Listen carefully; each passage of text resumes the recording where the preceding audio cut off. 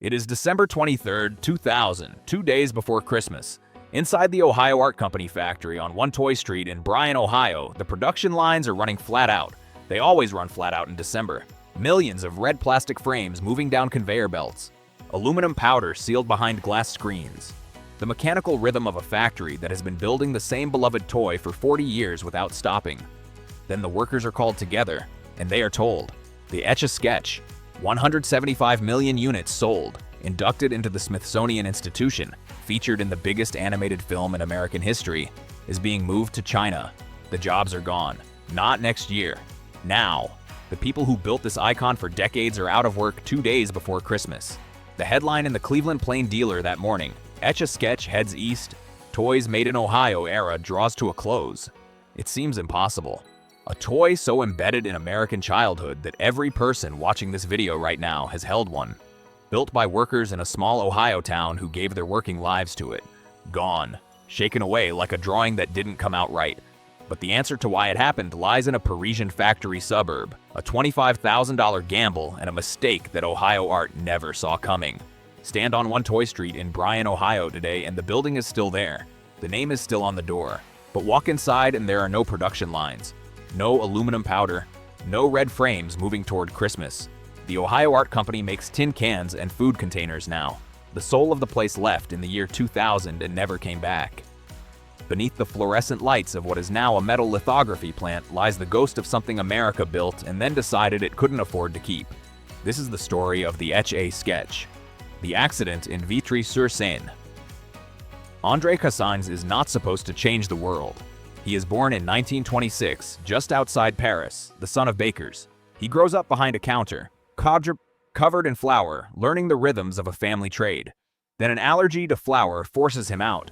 He becomes an electrician, quiet work, precise work, the kind of work that suits a man who notices things other people walk straight past. In 1955, Cassagnes is working for a company called L'Incrusta in the Paris suburb of Vitry-sur-Seine. L'Incrusta makes embossed wall coverings and picture frame covers using aluminum powder in the production process. One afternoon, Cassagnes is doing something completely routine, installing a factory light switch plate. The plate is covered in a thin, translucent decal. He peels it back and makes a few pencil marks on it. Then he notices something. The marks have transferred to the other side of the decal. The aluminum powder clinging to the surface has caught the trace of his pencil and held it there. It is barely anything, a smear, a ghost of a line. But Cassagnes stares at it. Most people peel a sticker and throw it away. Cassagnes spends the next several years trying to build a toy out of what he has seen. He replaces the pencil with a stylus. He replaces the decal with glass. He encloses aluminum powder and tiny plastic beads inside a sealed screen because the beads prevent the powder from clumping. He builds a system of strings and pulleys.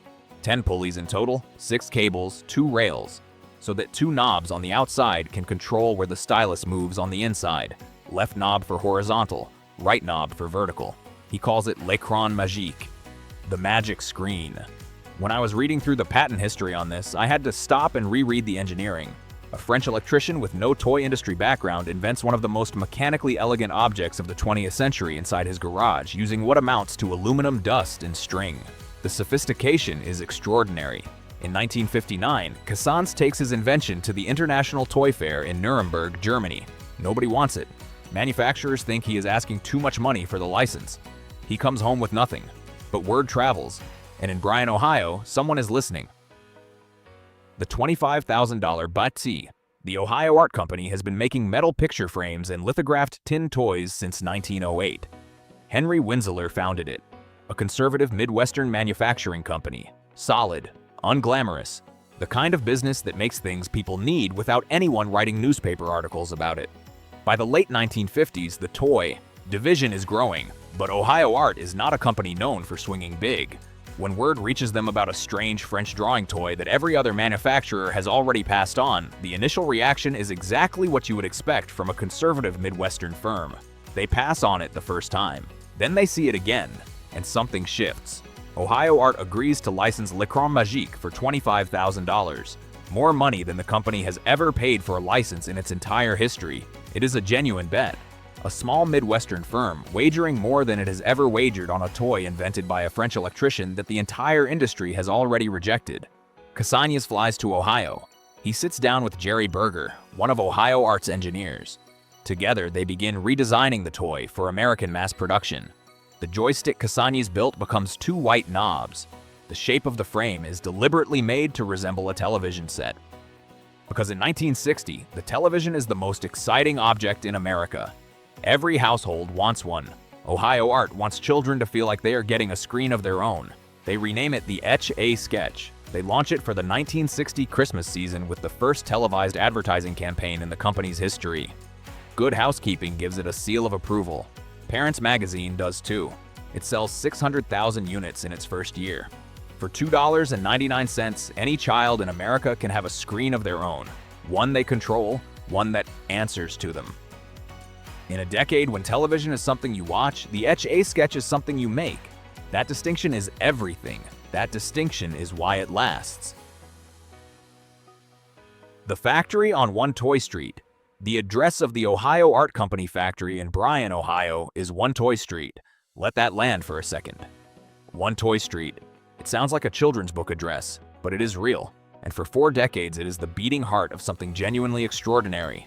Walk inside the Bryan factory during the 1970s and the sound hits you first. The mechanical rhythm of metal presses stamping out the famous red plastic frames in their hundreds of thousands. The controlled hiss of aluminum powder being precisely measured and sealed into each unit. The clatter of the pulley systems, those 10 pulleys, 6 cables, being fitted by hand into toys that will end up under Christmas trees across every state in America. The workforce is drawn almost entirely from Bryan and the surrounding Williams County towns. Farmers' daughters, veterans' wives, second and third generation factory workers following their parents through the same badge-in door. The Ohio Art Company is not just an employer in Bryan, it is the employer. The one whose parking lot tells you how the economy is doing. The one whose Christmas production numbers show up in the local paper every November. By the mid-1980s, Etch A Sketch has sold over 100 million units worldwide. It is manufactured in 5 countries and sold in 67 nations. A toy designed in a Parisian suburb built in Northwest Ohio, played with on every continent except Antarctica.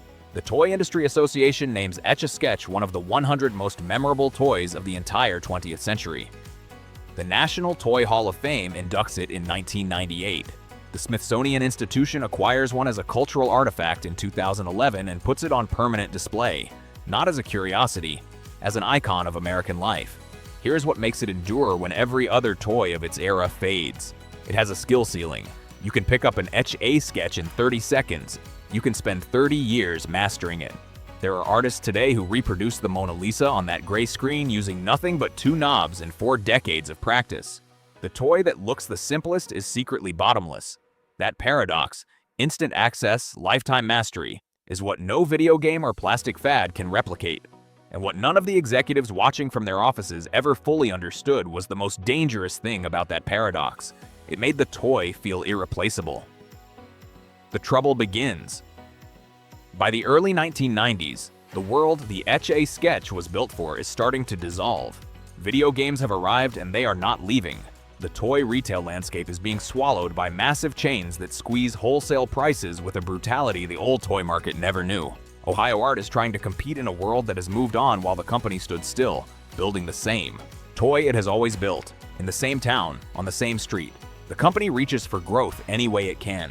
Licensed characters, new spin-off products, a water toy called Splash Off Water Rockets. That one goes badly. The summer of 1997, Ohio Art is forced into the first product recall in its entire history when the water toy's seams crack and break. The financial hit is severe. Sales declined by 23% in 1996. The company posts a $1.7 million loss. In 1997, the loss widens to $5.1 million. By 1998, it has gotten so bad that Ohio Art has not filed its annual report for the year. The American Stock Exchange suspends trading of the company's stock for 5 months straight. When the auditors finally release the report in September, the language they use is not ambiguous. The company's finances raise what they call substantial doubt about Ohio Art's ability to stay in business, one of the most recognized toys in human history. Built in the same Ohio town for nearly 4 decades, and the company behind it is weeks away from disappearing entirely. Then something improbable happens. Toy Story and the Last Rescue. In 1995, a small animated film from Pixar called Toy Story features the Etch A Sketch in a 12-second scene. A sentient Etch A Sketch performing a quick draw duel with Sheriff Woody. 12 seconds. That is all it is. But 12 seconds inside the biggest animated film of the decade is enough to send Ohio Art's production lines into overdrive. Etch A Sketch sales spike. The factory runs extra shifts. Revenues jump to $47.4 million in 1995. For one brief moment, a movie that took 12 seconds to acknowledge the toy saves the company that built it. Then in 1999, Toy Story 2 arrives.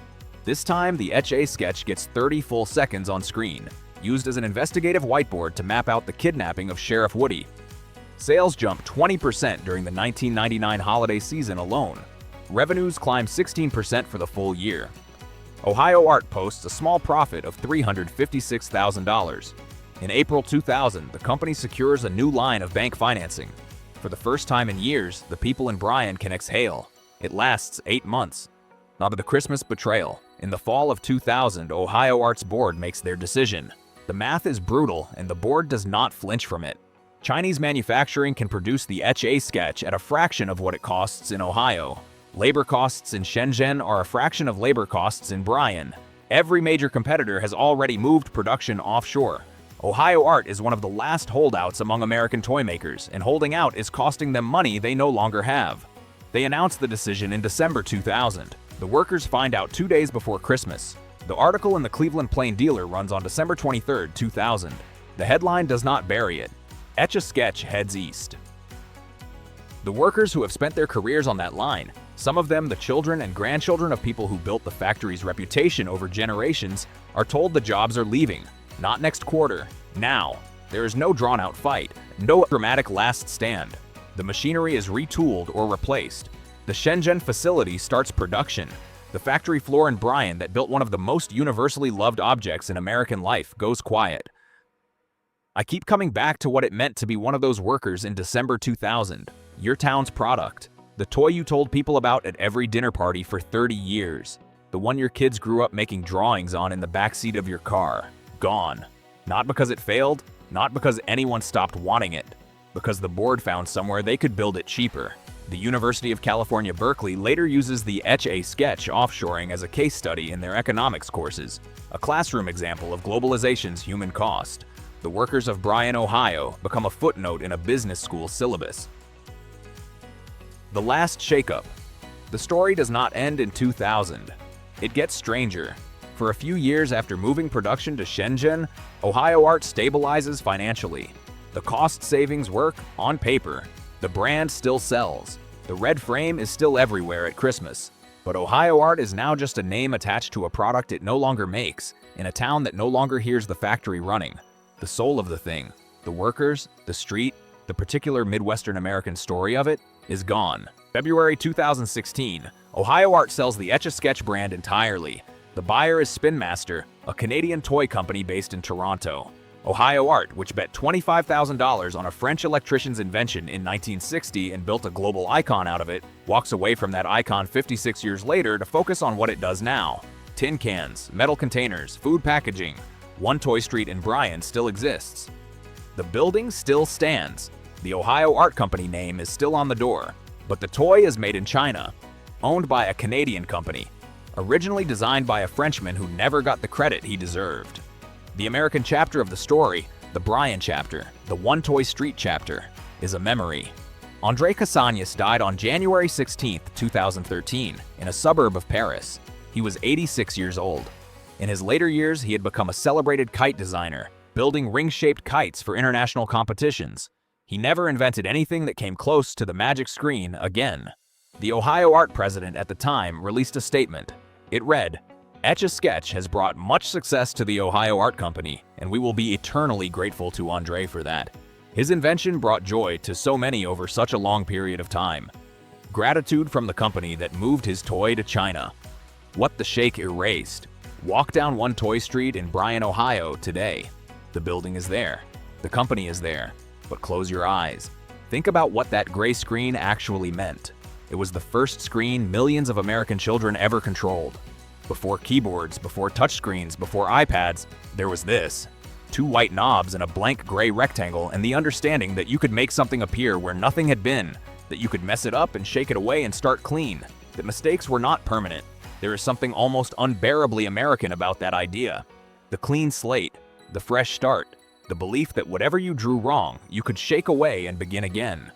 175 million of them sold, inducted into the Smithsonian, featured in the greatest animated film of a generation, used as a metaphor in a presidential election, loved by every child who ever sat in a back seat with nothing to do. And the people who built it, the workers who clocked into One Toy Street every morning, who fitted the pulleys and measured the powder and sealed the frames and packed the boxes, found out their livelihoods were gone 2 days before Christmas. Why did it end this way? The board blames market forces. Economists point to globalization. The truth, like all true things, is a collision. A company that survived on thin margins for decades. A toy market that transformed faster than any small Ohio firm could absorb. A moment in the year 2000 when the numbers simply ran out. But here's what I keep returning to. Ohio art did not lose the Etch A Sketch because the toy stopped being loved. They lost it because the economic logic that made it possible to build it in Bryan, Ohio, ceased to exist. The combination of American manufacturing costs, a protected domestic market, and 4 decades of brand loyalty was always temporary. When the walls came down, the factory in Bryan could not survive what was on the other side. The Etch A Sketch survived. Spin Master still sells millions of them. Children still pick them up and immediately know what to do. They always will. But something got shaken away in December 2000 that no amount of rattling will ever bring back. The specific American story of it. A conservative Midwestern company betting everything on a French invention nobody wanted. Winning. Building something the whole world fell in love with. And then, when the world changed its pricing, quietly deciding it could no longer afford to keep building it here. You can still buy an Etch A Sketch for under $30. It will arrive from a warehouse in 2 days, made in China, sold by a Canadian company. And it will be red. And it will have 2 white knobs. And if you hand it to a child who has never seen one before, their hands will figure out what it does within 30 seconds. Because some things, even after everything, refuse to be erased. What is your Etch A Sketch memory? Drop it in the comments below. And if you want more stories about the American companies we built and what happened when the world stopped making it easy to keep them, subscribe. We are just getting started.